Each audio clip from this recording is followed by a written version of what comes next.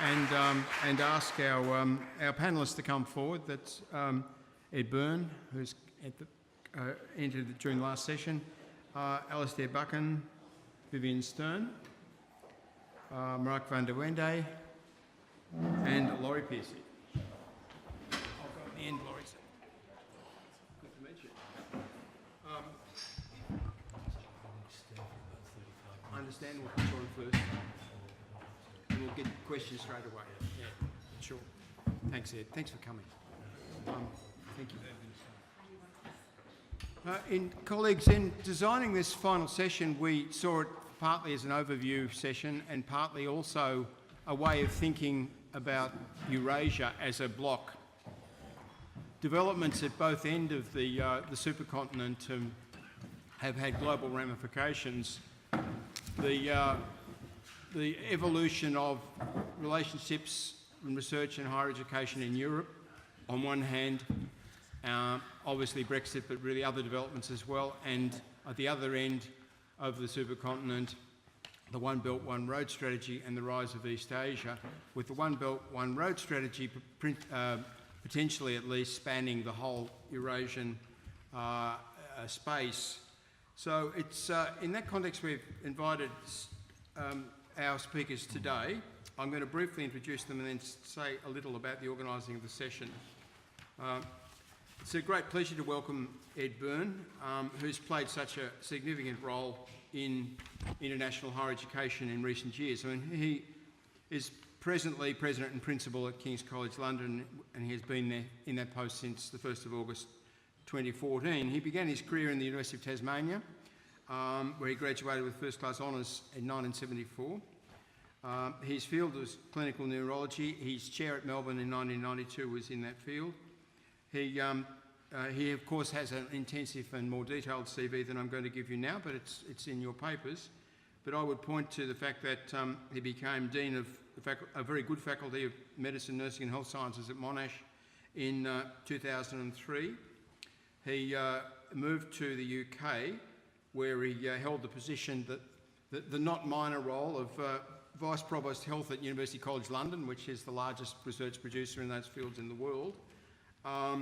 And he held that position until becoming President and Vice-Chancellor at Monash in 2009. And Monash sustained a number of important international initiatives during Ed's time and also rocketed up the research rankings as well. So he's very pleased, and I think, and I say this as an Australian who was in Australia at that time, he's got every reason to be very pleased with that period.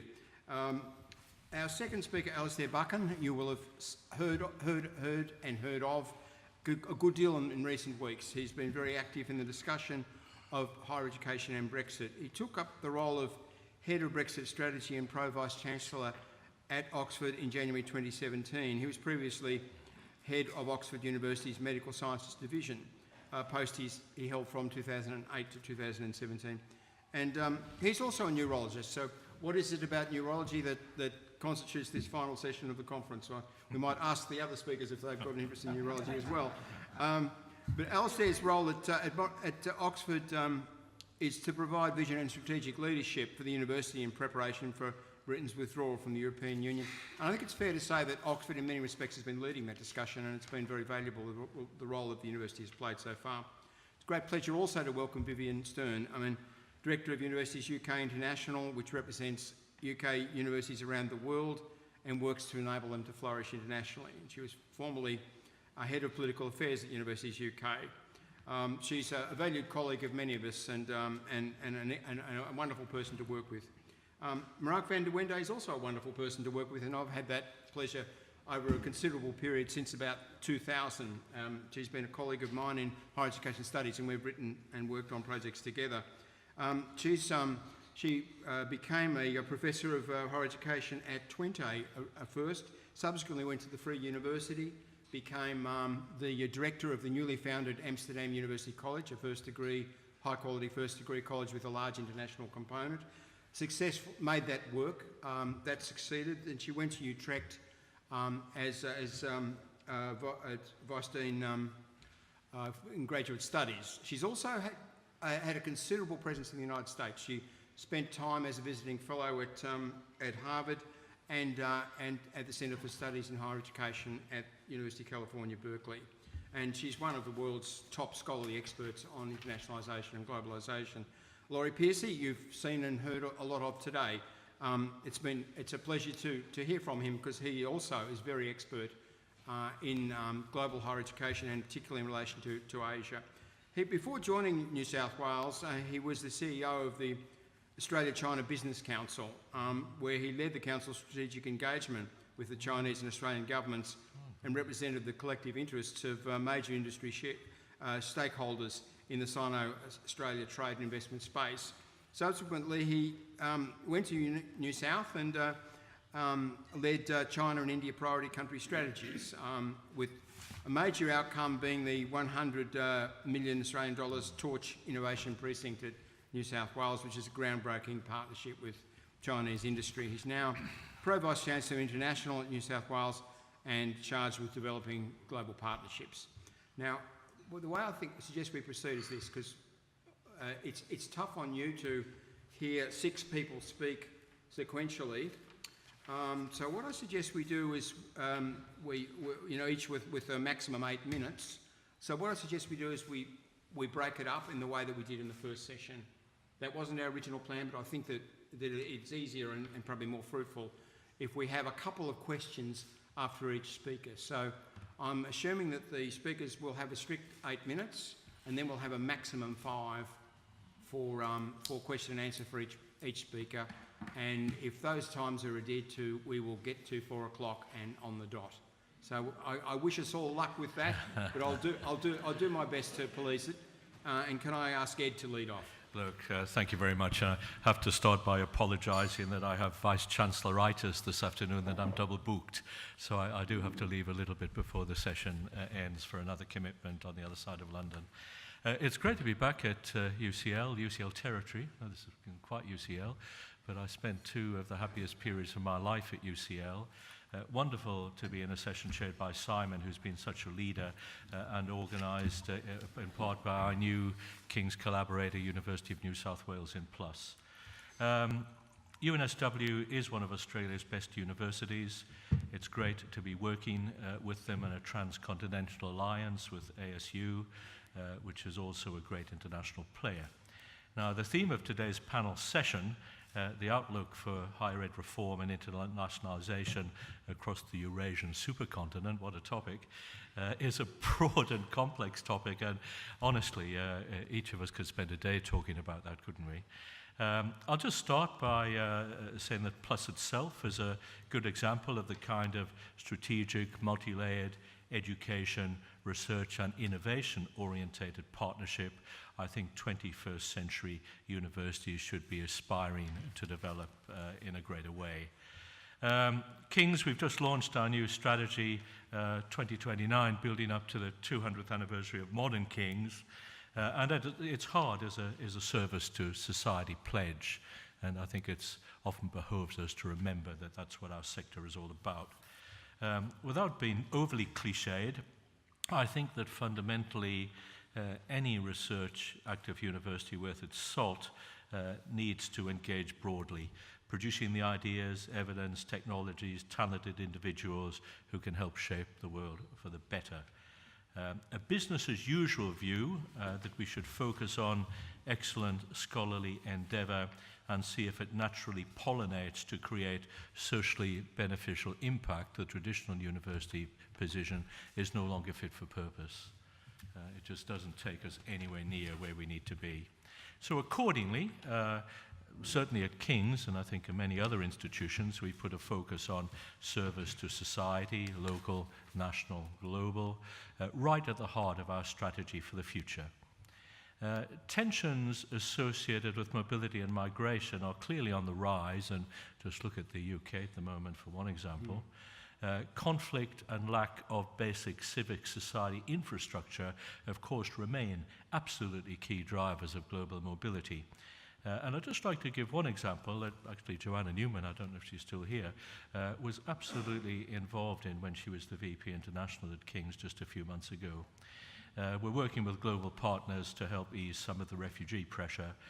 Many of you will know there are almost 1.5 million Syrian refugees in Jordan at the moment with virtually no access to higher education. So we're part of the Strategic Partnerships for Higher Education, Innovation and Reform run by the UK's Department of International Development. This, referred to as the SPHERE programme, is designed to catalyse innovative partnerships in low-income countries to improve the performance, governance and indeed influence of their own higher education systems.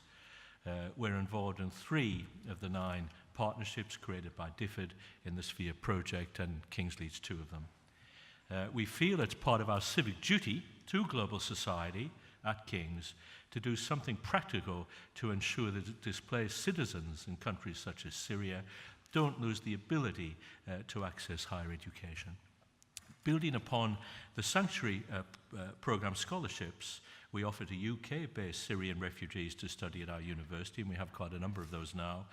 We're now working with support from DFID's SPHERE programme, as well as Google and PwC and others, to establish a foundation learning programme specifically aimed at bridging the gap between school and university in the identified countries where the refugees are clustered. From the end of this month, this will be offering 100 student scholarships a year, identified through the American University of Beirut and the Al Bayt University on campus in Jordan. Now, the work by King's and its partners will enable a cohort of refugees to act as agents of change and will contribute in a modest way to building a more stable future for Syria in the long term. Could I have the first slide, please? Next slide, please. Yeah, and that just captures that a little. So moving closer to home and onto the decision which has been discussed a lot today, I think, the Brexit decision, which is on everybody's mind. So there's a long way to go with the negotiation process. There's understandable uncertainty. There's a degree of optimism that whatever the outcome, King's and other UK universities will treat Brexit as a source of opportunity and motivation to accelerate our global links more broadly. In my view, the UK's links with universities and research institutes across Europe will for the most part remain strong, but Brexit may also encourage us, must encourage us, to push out and strengthen global links everywhere. Next slide, please. So, just an example, and we've all got dozens of these examples. King's, in my 3 years there, have been concentrating on China. We've been building broad partnerships around the world, but putting a particular focus on China. And we've got 6 projects of this scale there now, but I just mention as an example the Joint Institute in Medical Research we're developing with Peking University Health Science Centre, which has 4 research strands, as you can see there. And this is really going gangbusters. Money's coming in. We have a lot of joint appointments. It's showing the sort of alignment that we've had in the past, say, with US universities. So I'm really proud of this work with PUHSC, and we have several other similar examples in China, which I'm not going to go into.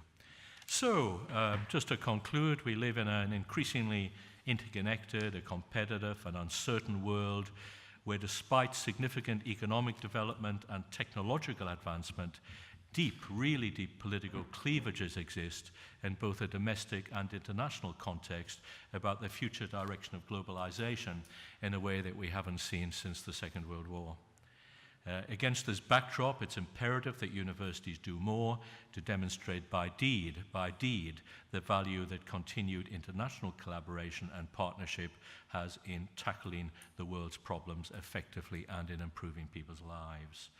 Many of the big scientific questions and societal challenges are way beyond the ability of any single university or single discipline, but when we come together, we can do a massive amount. So we must think creatively about how we can transcend traditional disciplinary boundaries, institutional boundaries, political and even geographical boundaries or divides to effectively address key problems. The role of academia in international policy and diplomatic dialogue is more critical, I think, than ever before.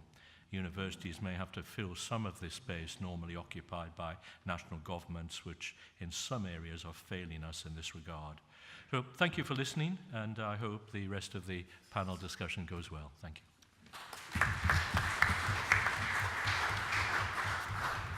Ed, I'm going to ask one quick question and see if there's another one from the floor. You're very experienced at both ends of Eurasia. You've worked considerably in Asia Pacific, and you've developed major partnerships in China from both Australia and from the UK, and you also know the UK and Europe, and you've been closely involved in those networks. Do you think the importance of East Asia is sufficiently grasped here yet? No, I don't. It is grasped in continental Europe. There's no doubt in my mind whatsoever that Germany and France are coming together much more strongly than they have been as a result of Brexit, and they're facing east towards Asia and China in a way that hasn't been seen ever.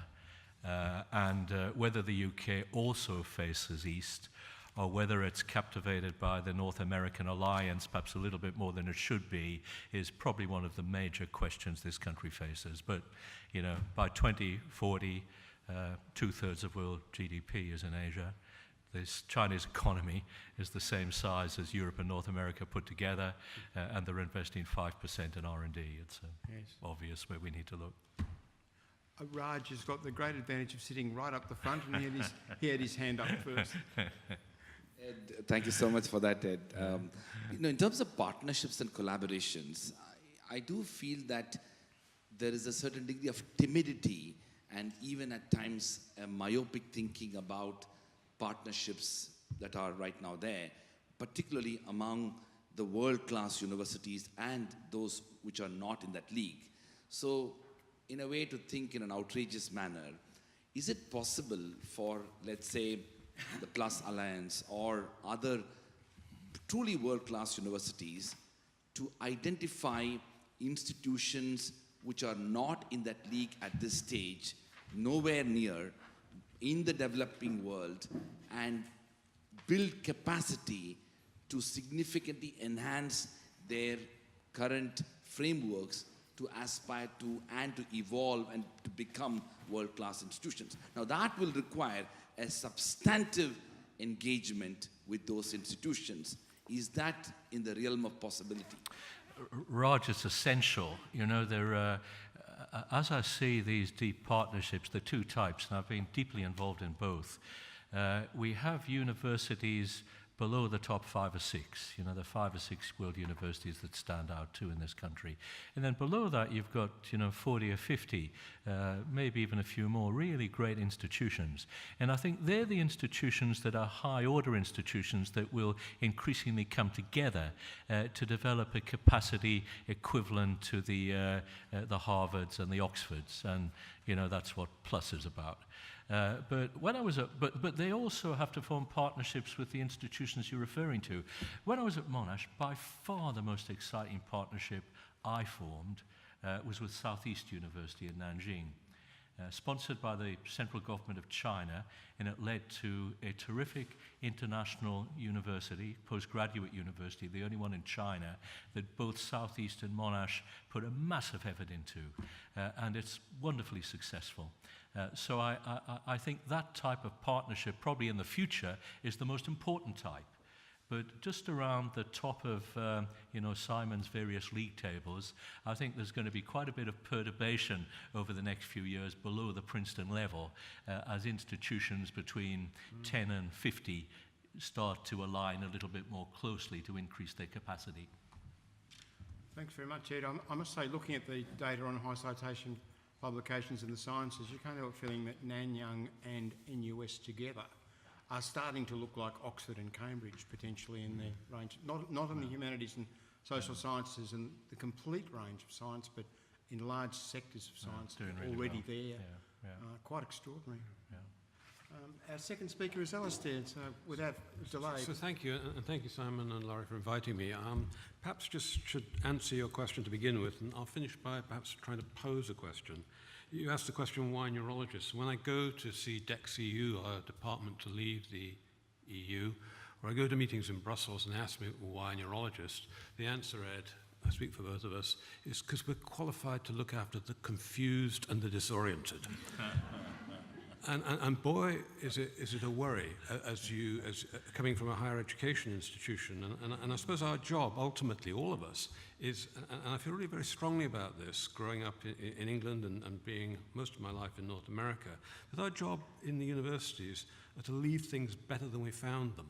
And I got to go to Cambridge from fairly working class backgrounds in the early 70s. I got the opportunity to then move to Oxford. I spent some time at Harvard. I got a medical school education. I got through all of that in the 1970s. And yes, I realized the taxpayer paid for it, but it was possible for me to do that without actually having to borrow and without it actually costing anything other than the commitment of the government to looking after, I think, what they were doing in the 70s, which was the next generation. That was the generation of government, the Heath, the Wilsons, the Callahans, the, I guess, Thatchers, that got us into Europe. So I started as we were going into Europe, and here I am at the end of my deanship in Oxford, trying to understand what it means to actually now sever links. And the transformation between what Cambridge, Oxford, universities in the UK looked like in the early 70s and now, it's got to be, we've got to take a really hard look, because there's no question at all that they've been transformed, arguably in large part, by us being properly connected internationally, initially perhaps more with the Commonwealth countries, but certainly since going into Europe, the ability to move students and to get faculty, to get funding, to access the collections and the history and the tapestry of 600 million people has transformed the universities that you've seen this week in the rankings have done really very well in this country. And I think that's at risk. I think it's at risk because I think many of the freedoms that we've been able to enjoy in the universities of this country are actually pretty similar to the freedoms that have been created in Europe by the four freedoms of the European Union, which is, of course, what we are now challenging. And there's a perfect storm. And again, you've seen that we're, as universities, somewhat under fire in the UK this week. There's the fight, and it's characterized by so-called HERB meeting Brexit. And this is the whole tension of how this government wants to see fees paid for in terms of the students' fee being paid, being regulated to some extent by a new office for students, being set against the performance with the TEF, and then, the fights over how that then links to salaries and emoluments of vice-chancellors, and it's all burst out in the press, and there will be a fight about fees, don't get me wrong, because the universities are somewhat on the back foot as we challenge the government, particularly about access, and it's live this week, the access to what will be the rest of Framework 8, Horizon 2020, and the beginnings of Framework 9, which is currently undergoing and going through the Bohemia process. That's worth a huge amount of money to the UK universities, and in the way in which we work, actually it's important for the rest of the world. And the universities in the UK need to be a channel from Europe to the rest of the world, and I feel really quite concerned that a UK that's no longer part of Europe and universities that are no longer integrated with the freedom of the movements, as I just want to cover very briefly, will not have the same strength, the same magnitude in terms of their impact around the world. And, academic freedom is not just the freedom of speech or expression or the ability to publish. It really is the freedom to do the inquiries we need to. Being criticized for being experts is not helpful. It's the freedom to form partnerships, as we heard this morning, and to be able to collaborate around the world.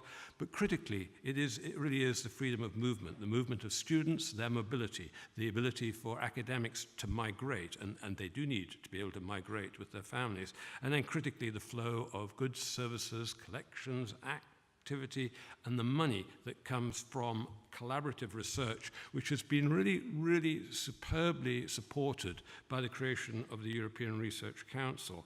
And I worry that, the four freedoms that we have signed up to by being in the EU, the freedom of movement of goods, services, capital, and beyond all else, people, is at risk. And it's at risk because coming out of the EU, the big fight is going to be the ability for people to be able to move? How are we going to make it possible for the students that have been able to come here? In our university, it's predominantly a postgraduate issue. We're not that strong in terms of bringing in international students, either from the rest of the world or Europe, at the undergraduate level. But at the postgraduate level, more than half of our students are international, and half of those, 25%, are coming in from non-UK European countries. In terms of our faculty, it's very similar. It's actually more than half are international, and about 20-23% are now non-UK Europeans. Their citizenship rights are absolutely essential. The need for the EU in phase one of the negotiation to make that absolutely explicit, to make it possible to keep the border between Ireland and Northern Ireland open, and critically, for our future collaboration in Framework 8, Horizon 2020, the money must be put on the table now. And our problem is that it got delayed as part of the negotiation simply because we called an election which did not give the Tory now minority government the power it needed to force the negotiation, weakened their position, and they're now not willing to discuss numbers until we get through the so-called Tory party conference in October. So we essentially have lost close to 14 months by the machinations of trying to keep a Tory government in power. And this is a real problem for us, as that negotiation really does need to be kept alive. And the worry today in the papers are that the European Parliament and Commission are going to essentially put it on hold until December. And that's a sort of live issue this afternoon, as they're debating the issue of I guess the Great Repeal Act, which has gone before the House of Commons this afternoon. So let me just sort of make two observations. I spent with Michael Arthur Friday with DexEU in London, and I think both of us were absolutely jaws dropped when it was explained to us that DexEU is not about the future. DexEU is about exiting the EU. And all of our sort of pleadings to put money on the table to make it possible to continue to collaborate in a way that would allow the movement of students, access to Erasmus students, the Marie Curie fellowships, and the funding that is, really very, very beneficial to the UK. Almost twice as much comes back from Europe for research funding as we put in, and to lose that advantage is, of course, a big risk for the universities.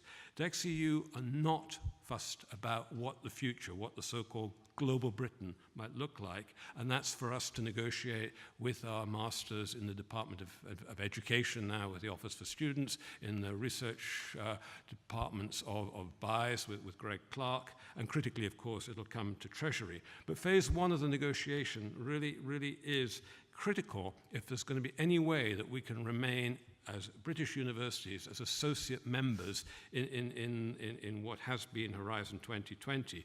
And Michael and I and others pushed the idea of having associate member plus status, but when we got to Brussels, and we spent Monday and Tuesday this week in Brussels, it was very clear that unless the government puts the money on the table, and I mean now, I don't mean next week, I mean now, the contracts and what we would expect to apply for to be awarded for 2018, 2019 and 2020, we will be disallowed on two counts. One, the money has not been promised, and two, we've essentially failed the test to be an associate member, and that is there has to be relative freedom of movement if we want to compete along with Norway and Switzerland. So there's an absolute impasse.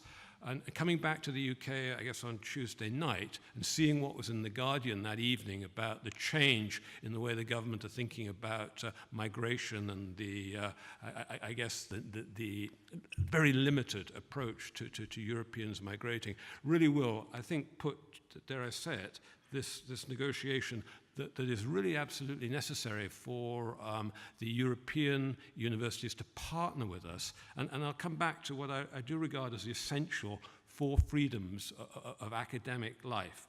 And it is the freedom of expression and to be able to do the investigations and make the observations that we want. It is the absolute need to partnership and collaborate in a borderless, seamless way.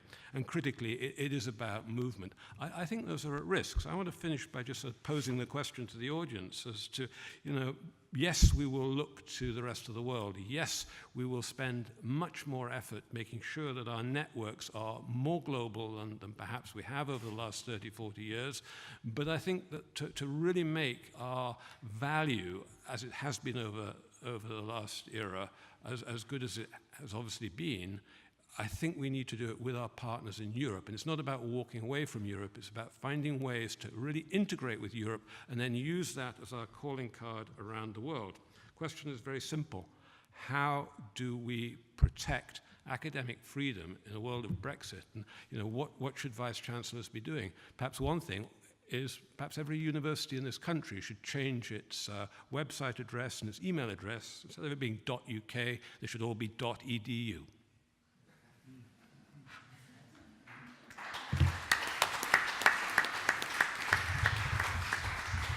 Alastair, thanks very much for that. And you could make an argument that says that when you look at the tuition structure, the UK overemphasises private benefit and doesn't account enough for public benefit, with a very high fee level, £9,000, with little direct subsidy of the externalities of higher education.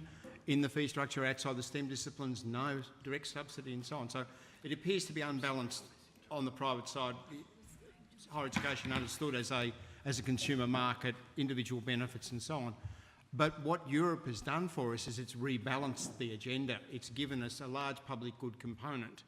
The 4 freedoms that you outlined constitute public goods in all kinds of ways, and one of the ways in which membership of the European research community plays out is that it gives us a much larger role in the world in terms of global public good research programs, for example. You take out that balancing item and the system starts to look very narrowly focused, insufficiently aware of public goods, and I think that will probably harm research, which depends on assumptions about the public good. Ellen.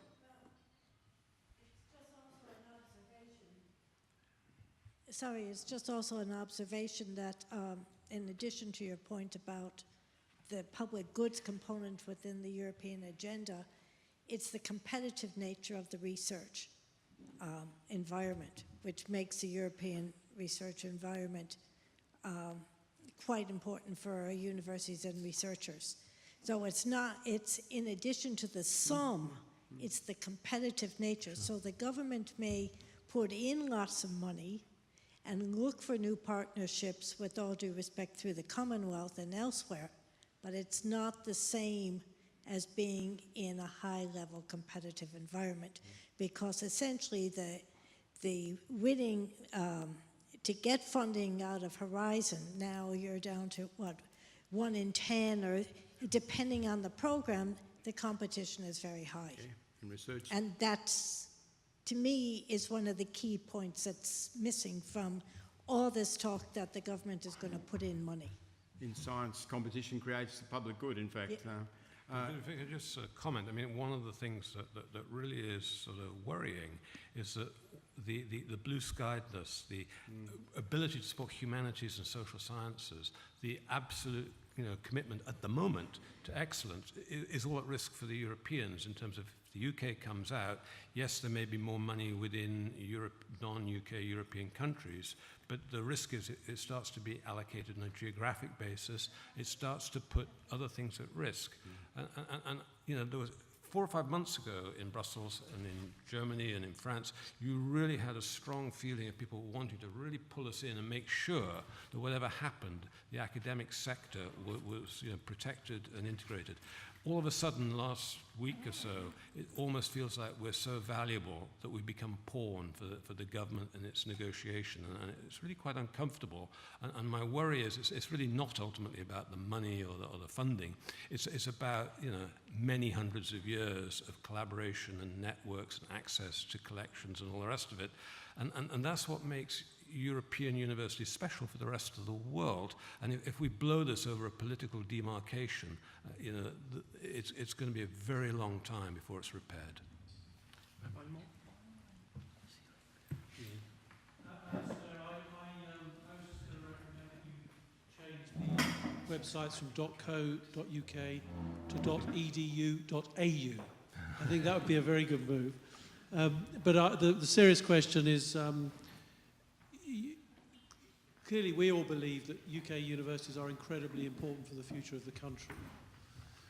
Reading the press and hearing the politicians in the last week that I've been back in the UK, one would be very concerned that they don't understand that they don't really think that the universities are that important, and you know, that seems to be reflected by comments about Vice-Chancellor salaries and other comments about universities. How much do you think the general population and the politicians really value the role of universities and understand it? Government is wishing to stay in power. The government is wishing to keep the people that they think will vote them in happy. The universities have become a target. We're very soft, you know, and easy, and the press, the right-wing press, it's almost like a rerun of when the press went after the politicians with the MPs' expenses. And this is just a very, very, it's a way of deflecting us from what should have been the real discussion this week, which is the complete failure to put any numbers in the bill, sorry, not the bill, but the paper they produced on for Europe on science and innovation, which was published on Wednesday. There's not any allocation of money to it, and it's therefore meaningless.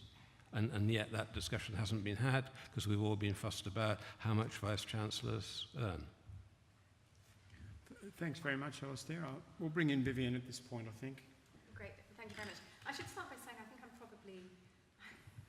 think I'm probably just as disturbed and downhearted by the position we find ourselves at this point in the Brexit negotiations as Alastair. I mean, I think what you describe about the meetings you had last week in Brussels, that chimes with, I think, what we understand in terms of the absolute urgency of some of the issues that, you know, where the crunch, the bite starts now.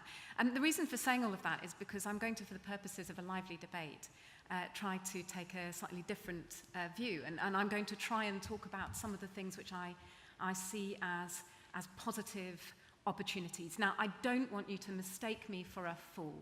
I'm not blind to the challenge we've set ourselves. I mean, somebody described a conversation at a conference the UK held yesterday with the German counterpart, a medic, and this German friend was saying, you know, what is it about the UK? What is wrong with the UK right now? And the Vice-Chancellor, was a Vice-Chancellor for it, was indeed a Vice-Chancellor, said, you're the medic, you tell me. And the German doctor said, well, it seems to me that the UK had a headache and decided, as a consequence of having a headache, to shoot itself in the foot.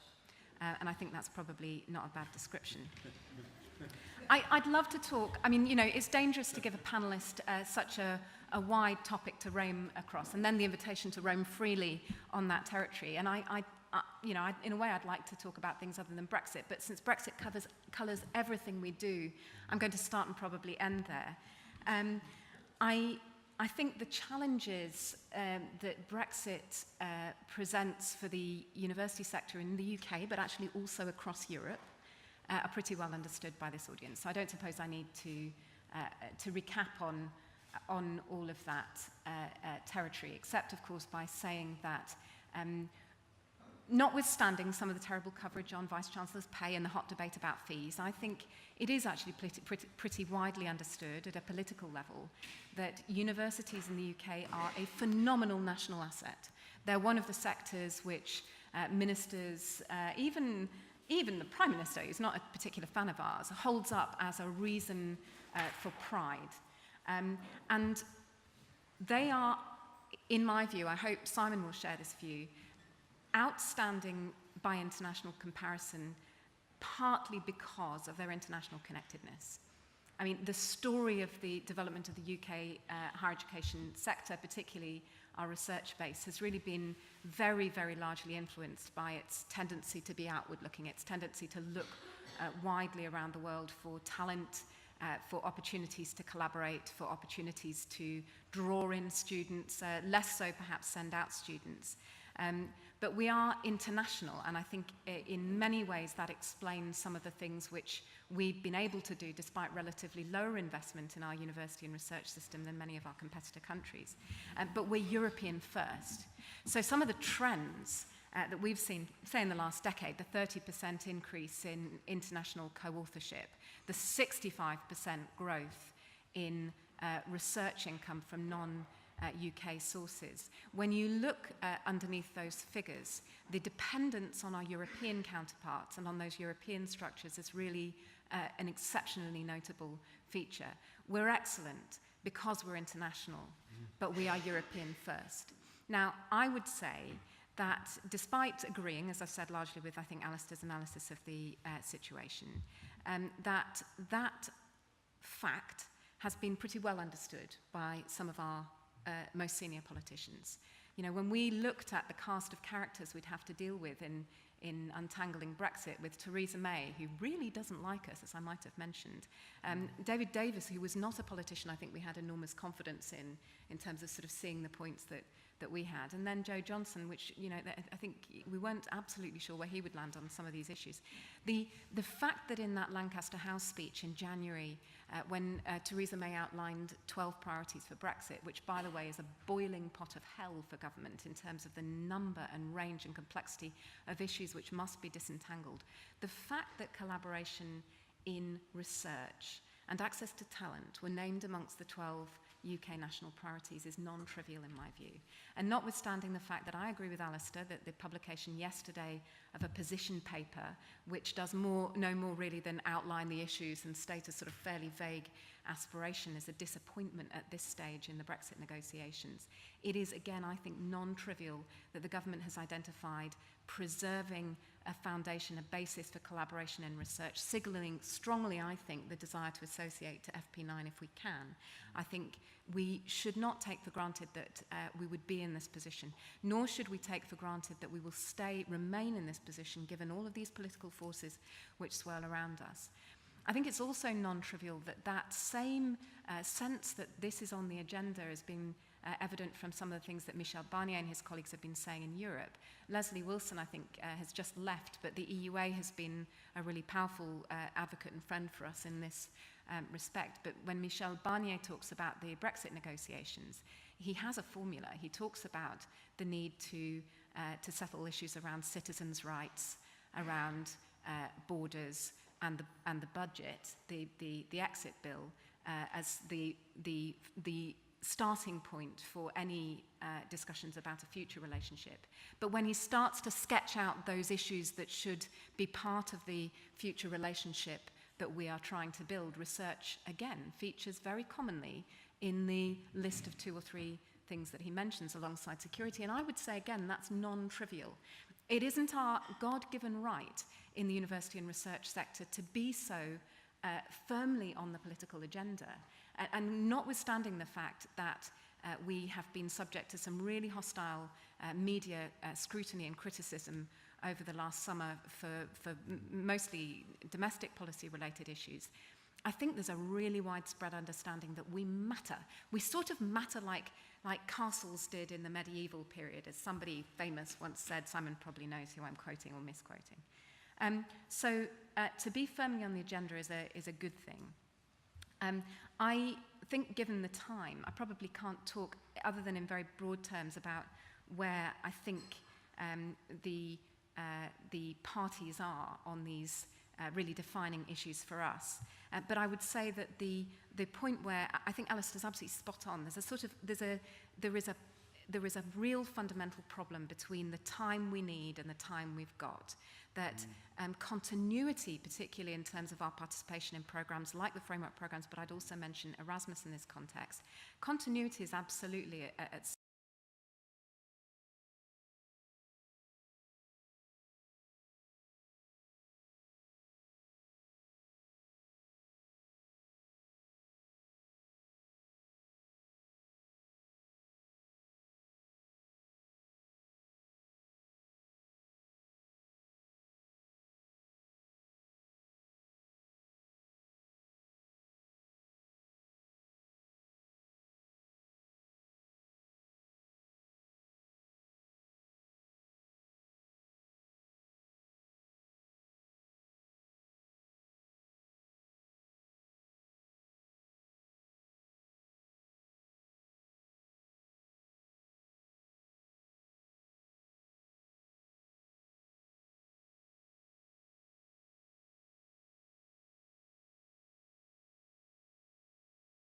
about the sort of non-European perspective, because Brexit colours everything it does, and both in positive and negative ways. I mean, the first thing I would mention is that we saw last autumn, a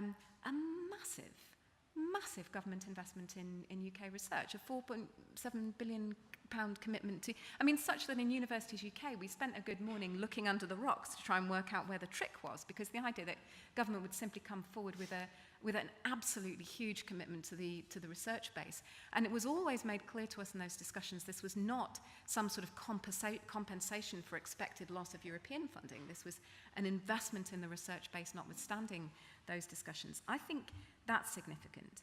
Secondly, Joanna mentioned that universities have acquired a special place in the government's thinking about its relationship with countries around the world that are on the emerging or developing end of economic on the economic spectrum, using the government's ODA strategy to foster collaboration in higher education and research for the mutual long-term benefit, not only of the UK, but of many countries around the world. And I'd hold up the Newton Fund as a beautiful example of this.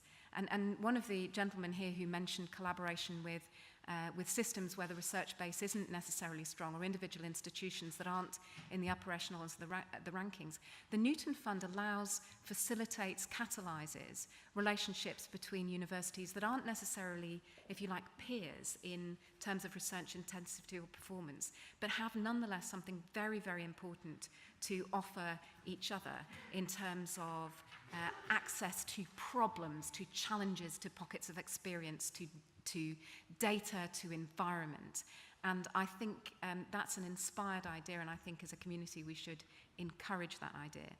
And then, of course, you know, we should take with a healthy pinch of salt everything that Liam Fox says about trade, but in the fullness of time, possibly not as soon as some of our ministers imagine, there will be trade negotiations with countries around the world, and one of the first cabs off the rank, I expect, will be Australia. And Australia, if you look at Australian experience of using trade negotiations to open up opportunities for collaboration in higher education and research through things like mutual qualification recognition, special visas, agreements around shared use of facilities. Trade negotiations are an opportunity for us, and we are starting to think about how we prepare for those discussions when they eventually come. I have to, I think, in closing, talk about people, because Brexit is a challenge for lots of reasons, but the biggest challenge we face is access to talent. Now, I'm not going to dwell on students and flows of students around the world. I think UK universities are outstanding, but they're largely outstanding because they have been able to attract, both on a long-term basis, but also on a short-term basis, some of the most brilliant, driven, and inspired people in a wide range of fields. If we don't remain open to talent, if we don't remain an inviting environment for people to forge research careers, we are sunk. And I think that message has to be communicated at every possible opportunity, that the thing that matters most is people. Now, I don't think we're speaking to a brick wall. I think we've had some positive signs in the last few weeks even, notwithstanding the leaked Guardian, the leaked government report which appeared in the Guardian a couple of days ago. I think there's a moment of optimism, and here's the thing that I'm going to finish with. Simon, we've spoken many times about the research agenda and the urgent questions that we face. I think we've got to think very carefully about how we use the opportunities created by the Migration Advisory Committee inquiry on the benefits that international students bring to the UK. The door is open. If we don't make the very, very best use of this opportunity by banding together and each doing our little bit, I think we'll miss a very important moment. I think I might end on that. Thank you. Thank you.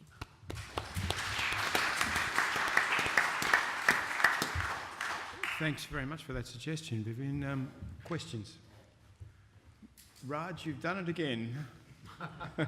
It's 3:30 p.m. and that's a very difficult time in any conference, so I just wanted to wake up people. So,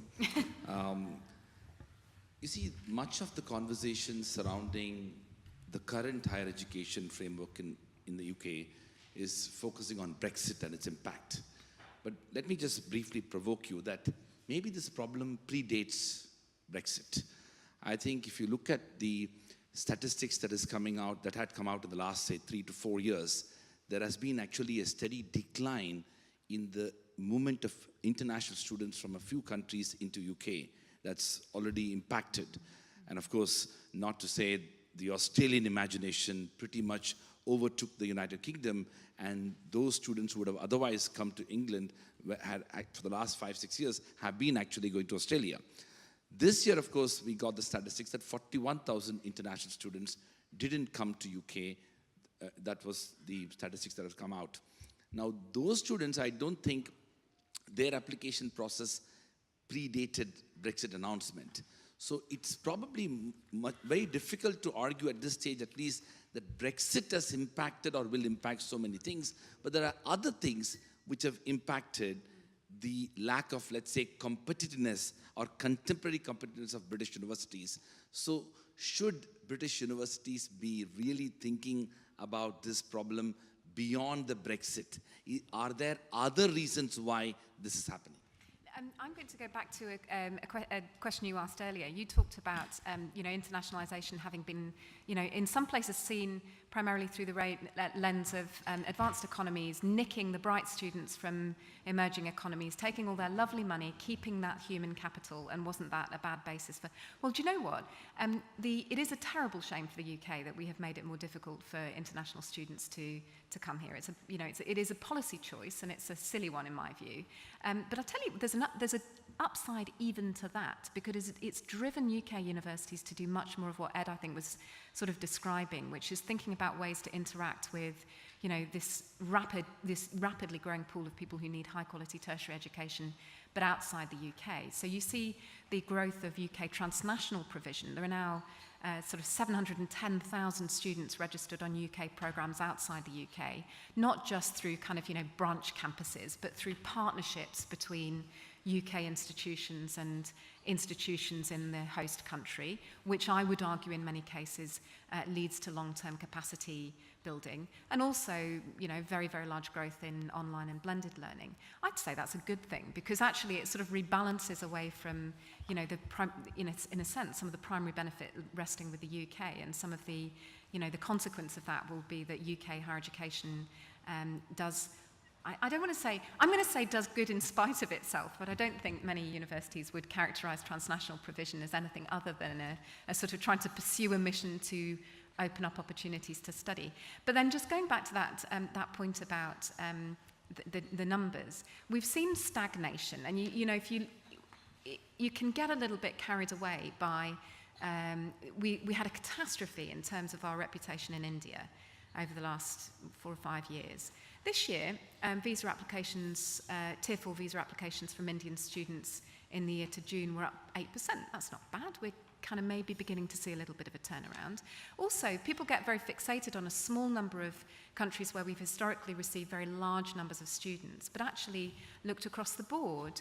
There have been countries where we've seen increases and countries where we've seen decreases. And sometimes the reasons for that are clear in their economics. Sometimes they're about the sensitivity of media to our sort of national visa story. I think, for me, the question for the UK sector is why we only seriously recruit from about 10 countries around the world. I mean, I don't think that's because there are only 10 countries in the world where there is significant desire to study in the UK. I think it's because we haven't really got our boots on. And, we can do more to create the opportunities, make the partnerships, encourage people to understand what the opportunities are by acting perhaps a bit more wisely collectively. I think I better stop talking. I think we're going to have to move on, given the timing, and we've got 20 minutes left, so we've better bring MARIJK in at this point.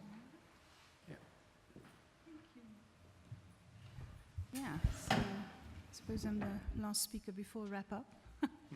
So let's see what I don't think I'm going to throw in a lot of new things. I'm going to benefit from what's been said on the changing global context, and I think mostly put a couple of questions on the table.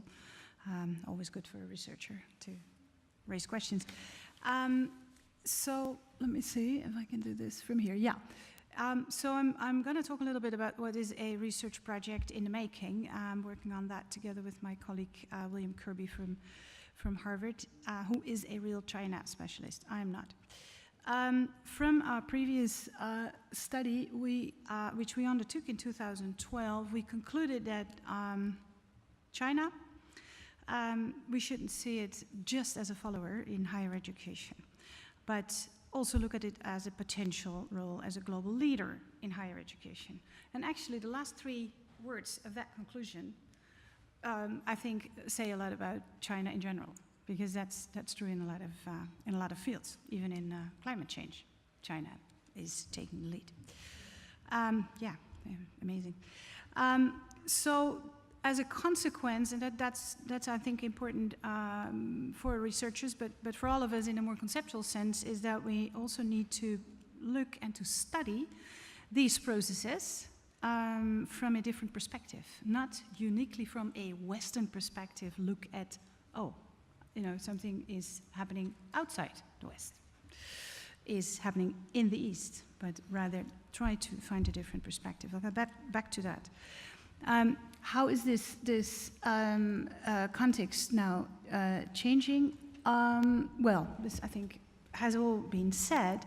On the one hand, we see major players in global higher education like the UK and the US seemingly taking a different course and creating a lot of uncertainty in international, while China is stepping forward. So our conclusion and our expectation about the role of China is only now seem to be accelerating. In terms of, this is the map of top universities in the world as made by China, which the most interesting thing about this map, I always find that Europe is in the middle, in the center, while China literally means the center country. And, you know, older ways of making global maps, China was indeed in the center. But in any case, I study globalization always looking very much at flows. This was one of the major flows of academic mobility, students, graduate students, researchers. Second biggest one from Asia to Europe. Shift in the flows within Europe, and I think Pedro made it very clear, mostly from the south to the north in the wake of the financial crisis. A couple of more traditional flows, south-north, and to Australia, of course. But now what we see, and Raj just referred to it again, is a flow back. We see already for a couple of years diasporas being regained and a real reverse in flows back to India, China, mostly. And increasingly, I think, with the large uncertainties that are now emerging here, voila, this is where the opportunities lay. So our further research is going to focus on China's rise in global higher education and research and development, and more particular on what will the new Silk Road, or the One Belt, One Road policy launched by China in 2015, imply for Europe. Mostly, I think we'll want to look at the cooperation between China and Europe, because that's basically the idea of the integration of the Eurasian continent. It's a big landmass. But also, how will this affect higher education and higher education research landscape in Europe? And I think there I will come back to Pedro's presentation in a minute. How will China's values affect these processes, and do we understand these values at all? Big question, I think. How will that impact these developments, the position of US higher education in the global scene? We talked a lot about the UK, of course, we're in London, but the US is interested, I think, in observing and analyzing that as well. And what does it mean for preparing our students? I can, for my country, for sure say we're insufficiently aware of these processes and thus not preparing our students sufficiently well or at all for a future in which that orientation towards the East will probably be no, in any case more important than now, and probably more important than the transatlantic view that certainly the Dutch have had for a long time. So I think the relevance is clear. Historical institutionalism is of course an important theoretical basis. This road will not carry consumer goods alone, like the previous version, which brought my country a lot of prosperity in the 16th century, 17th century, our golden age. But in general, we have to realize that any geopolitical major event and trend has had an impact on international aspects of higher education, for better or for worse, in the entire history of higher education. So that's a simple assumption, this one as well. And then the size, it has been said, only the size of Chinese higher education and research system can be expected to have an impact. But let's have a look at that size.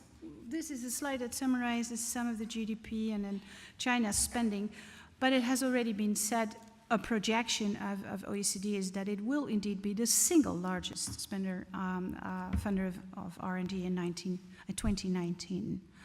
But let's unpack that a little bit. Where is the money going? If you look at spending of Chinese funds on fundamental research, it's extremely low, 4%. Where is, at present, most of the funding going? Research that is in science and technology, that's building up infrastructure, etc. And more precisely, if you look at where these universities are focusing their efforts, is in STEM, and even within STEM, it is mostly in engineering. And I think here we come back to something that Simon also said, you have to look more particularly at disciplines, here is the Shanghai ranking to academic fields, and here you can see the competition between Asia, Southeast Asia, mostly China, and the US is in the field of engineering. Life sciences is Europe, US, right? But that's very important, and in this 39, and this is 2015 data, China is already there in the region leading. If you unpack it a little bit more, and I went to the more detailed, I'm sorry, it's not a very fancy slide, but this is a very detailed picture of the Shanghai ranking and the Leiden ranking. And I looked at in which fields within engineering China is going to the top so fast. It is engineering, and it's the top fields here are those where China has a #1 position and takes more than 20% of the top 50 positions. And it's mirrored in the Leiden ranking. So we have talked today a lot about these Chinese universities on the top of the rankings, but I think you have to look at in which fields. Because in social sciences and humanities, just nowhere. And they won't. Even in life sciences and medical, not really impressive. This is where it goes. So I think that this is for the future of global higher education, one of the main driving forces is that they take a very fast route to the top, but a very narrow one. And now coming back to Pedro's slides, that concentration that is already going on in Europe is also mostly in STEM, we know that. That's the fields where most concentration is happening. And I think that this will or may accelerate that. And then there are questions coming up of what does that mean for university, the comprehensive university as a model. And you refer to Aalto University. And if you look at also in other regions, which universities are making very, very fast progress on these rankings, it's universities with a technological core. So where are the universities? What does it mean for universities like mine, Utrecht University, that doesn't have technology? We have no engineering. I think it's one of our main handicaps. This is probably why Harvard is investing more money than it has ever done in building an entirely new campus for engineering and applied sciences, with MIT around the corner, but still. It strongly believes that it cannot survive in the 21st century in its position without doing that. So I think if anything is going on, is that we have to realize that this puts a lot of pressure our model of the university, I guess, in Europe. Finally, yeah, so conceptually, we concluded from a previous study that we need to view China, the developments, not just from a point of view as being affected by globalization, but actually a big actor in globalization, so affecting us. And my colleague Bill Kirby said, well, you know, it's interesting that whether the 21st century could be the Chinese century in higher education is a question that wouldn't even have been asked a decade ago, and it's comparative. And for the US, the big question is for how long the US will still lead, because that discussion on China in the US, I can tell you, is a very different one than here today. It's all about being the number 1 or 2 in the world. So finally, our research questions are descriptive in the start. What's the traffic flows? What do institutions do? What are the different models responding? But more importantly, I think here under 3 and 4, under which conditions are these activities taking place? And who sets these conditions? What's the analogy? The way that China entered the WTO? Or is the analogy that how China enters and operates on the internet? And fourth, and more important and difficult, I think, what are these values underpinning the Chinese model of the university in the 21st century, and how do they relate to ours?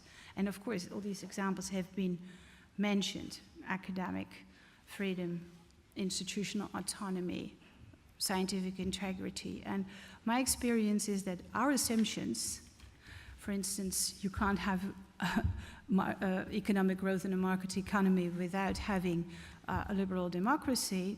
Well, the belief that we have that you can't have a strong academic university and research performance without institutional autonomy, for China, that's the question. So I think that's the sort of debates we want to explore, and this is also an invitation, so if you're interested in joining this conversation, this project, let me know. Thank you. Thanks, Mary.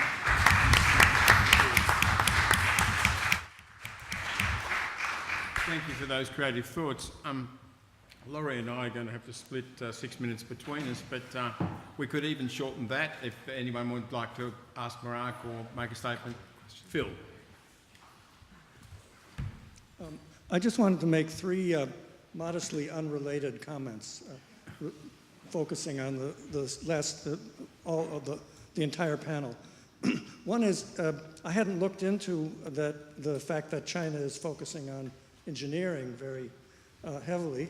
And then you might ask the question, which is very much in the US debate, interdisciplinarity is the future of cutting-edge research. They don't seem to be doing that. They're not thinking about it. Whereas, you know, the best American research universities, I assume the case is probably in the UK as well, are focusing on interdisciplinarity. One of the reasons for Harvard's building up engineering is so that they can take advantage of having that expertise. Frankly speaking, why they have to do it themselves when they do have close relations with MIT down the street is another question. So I am less bullish on China, as you know, than a lot of our speakers are. Second comment on the UK's multinational efforts. How much of it is focused on making a profit and franchising and this sort of thing? And will this come back to bite? It has already, in the past, there have been some cases where UK quality assurance people have not been very happy with what's gone on elsewhere. So that's a question. And finally, reflecting on this depressing panel a little bit, the discussions in the United States about internationalization are much less focused on the federal governments, the Trump administration, all of these things, because internationalization initiatives, spending, and so on has been much more a bottom-up thing. It's been an initiative of the universities themselves who have put their money into it, who have developed the programs and so on. And where the federal government sort of gets in the way will be, of course, on visa restrictions and dragging their feet and all this. But budget cuts are not so much a part of it. Those are just a few reactions. Thank you. Thanks, Phil. Vivienne, do you want to respond to Phil? I think probably it's Yeah. more in your Sure. areas than anyone else's. Well, I'm reminded by what you say of something that Alan Goodman, who's the president of the Institute of International Education in the US, says, which is that universities have a wonderful capacity to create their own foreign policy, and so they do. So notwithstanding the fact that we actually do have to absolutely engage with the politicians making decisions in relation to funding and certainly structures, the bulk of university collaboration is driven by, as you say, it's bottom-up, and even where there aren't strategies to support it or government, intention doesn't seem to be very apparent at the sort of national level, it happens. I mean, the US-UK collaboration isn't governed by anything, really. I mean, there's lots and lots of individual agreements and lots of individual collaboration going on. I'm delighted too. On the question, though, about is our preoccupation funding, I don't think it is. I don't think that's what I was saying, and I don't think it was what Alan was saying, what Alastair was saying either. For us anyway, we hugely value the access to European funding, but it's the networks that are irreplaceable. It's the access to multilateral structures, not the funding. The government has put to us, could we not spend this money better ourselves? And our honest answer is we don't think so. And if I can just add to that, just to push back a little bit at the US, the rates of international publication in the US has actually been falling compared to what's been happening in Europe, and I think that is a risk for the US. Yes. Well, at this point, I think I might ask Laurie to come in. I think we've got only got a short time to sum up. This is not.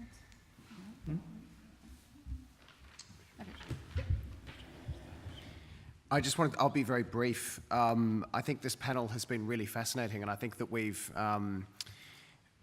responded to the exam question we set ourselves this morning to really lift the quality of debate in higher education. Certainly there's been so much to all of these discussions. I think it was Vivienne that said that that Britain has given itself, that Britain had a headache and then shot itself in the foot. It's interesting that one can recover from shooting oneself in the foot, but it'd be awful if the UK got a headache and decided to give itself a lobotomy. And what we see is hopefully not irreplaceable damage to, I think, what is one of the world's finest and most highly regarded higher education systems. As I'm originally from this country, I didn't study here, but deeply passionate about the future of one of the world's greatest higher education systems, and the thoughts of all of us in Australia, and I think anywhere that's really focused on quality global higher education institutions have really been in Britain over the last few months and the year or so since the referendum. And also, Vivienne, I think, said that there was an upside to all of this, and certainly the mercenary side of me says that there has been an upside because we recruit 15,000 international students, and that generates significant dividends for the university, not just in terms of financial dividends, but a huge talent pool and networks that the university will thrive off for many, many years to come. But one of the lessons I think that I've always taken from the UK is the value of transnational education.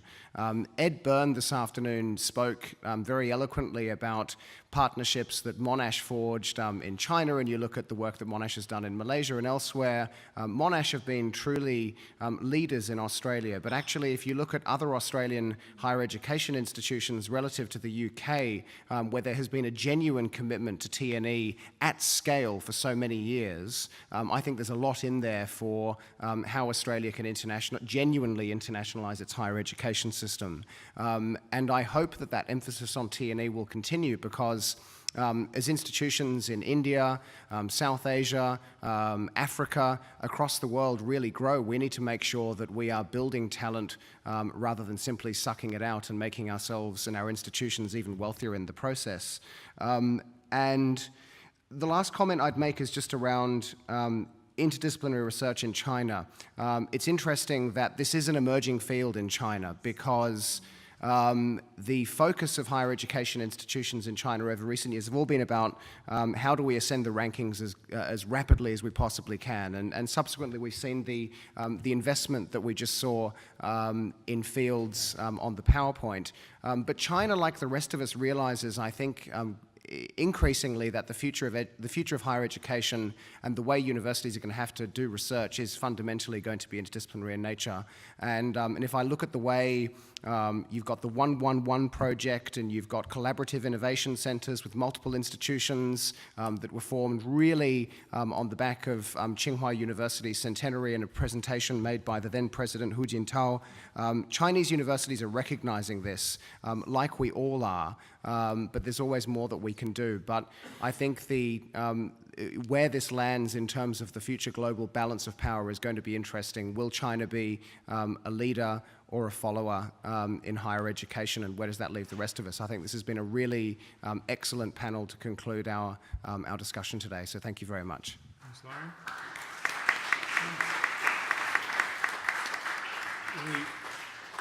The core of the Kantian Humboldtian idea of the university is that it's a place of rational public discourse and reasoned debate, in which the intellectual formation and evolution of each individual person through the medium of interpersonal communication contributes to the improvement of the whole society. And I think we've exemplified that kind of discussion today, and that is our best response in the end to Michael Gove and experts and Donald Trump. What I've got from today are several things, a lot of things really. It's been a great benefit to all of us to tap into the expertise of each person who's spoken. And there's obviously much more beneath the tip of the iceberg in each case. For me, things that's jumped out, that it's all about values. Internationalisation is about values. Joanna's core argument, I think, that globalisation is not just an economic transaction or even an intercultural encounter. It's about the values you bring to it, and they won't always be the same values, as MARIJK said. Secondly, it's about general interest and not sectional interest, and that again is a riposte in relation to the rise of identity politics on both the left and the right. And that again is a core role for the university to contain all of those interests in terms of the general interest. Third, it's about capacity building as well as about excellence in research and education. This was Pedro's key point, that the almost sole focus on excellence, on centring research funding on existing and past performance, while that generates short-term returns, like you rise up the rankings more quickly, the long-term capacity is neglected. The long-term view tends to be neglected, and the capacity to redistribute and build the weaker sections of the continent is set aside. Fourth, and something that comes to again and again this afternoon, it's about people. It's about talent. It's about providing the right competitive frameworks so that talent will flourish, as Ellen said, and it's about opportunity and openness, which has been one of the great successes of the UK's embrace of Europeanisation. And finally, it's about equal partnerships. And that's where the issue of China really challenges us, I think. Because China is, as MARIJK and others and LAURIE and others have said, already there in some areas in terms of world leadership. I mean, if you look at maths and complex computing, the number of high-site papers coming out of China, out of Tsinghua, now exceeds that at MIT and all of the other individual American universities. And if you combine the high-site maths and computing papers with the physical sciences and engineering papers in Web of Science, then Tsinghua is one paper up on MIT, which is in number 2. And China has 4 of the top 10. So in maths and complex computing, it's already the leading country. And in engineering and physical sciences, it's number 2 and moving up. So in those areas, yes, it's already there. So we now, I think, emerge into an environment where we're dealing with a civilisational encounter where there's great depth on both sides and great potential achievement on both sides. And we don't always like working with their filter, as was said this morning, but they probably don't always like working with ours either. and they won't always want to do so, and that's understandable. I think, though, that our colleagues in China understand our values well because they've learnt our language and they've been educated, many of them, in our environments, but we do not understand their values, their civilisational tradition, what drives and motivates them. We don't understand dynastic politics, that it's different to democratic politics, that it has democratic potentials, it could evolve in a democratic direction, but it's not the same, and there's nothing that we can do that will turn that history into the same history as ours, or a parallel obligation to behave exactly as we behave. So we need to, I think, to accept that while the encounter between the West and China has been transformative for China, it's modernised and changed Chinese universities a great deal, it's also eventually, if we are to have a successful world environment, going to transform and change us as well. And we are yet to really understand what that means. But I agree with Nicola. I think she profoundly summed up this exact situation where when she talked about partnerships, and she said, the old African proverb, if you want to walk fast, walk alone, and if you want to walk far, you walk together. And that, I think, is what we have to do with China.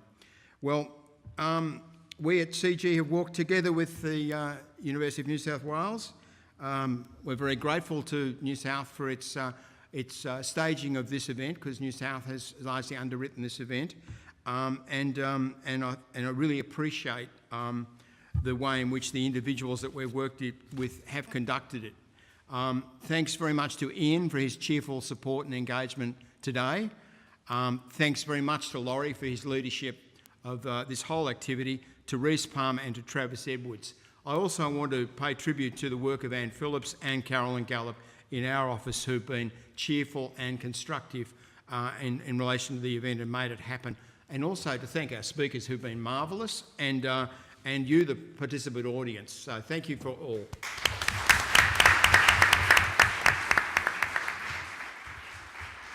Now, the event is not over yet. There is a networking drinks and cocktails and other goodies just outside, and I think the wine is actually over here, so we have to move it from out there to out there. But thanks very much for coming, and do stay for the network.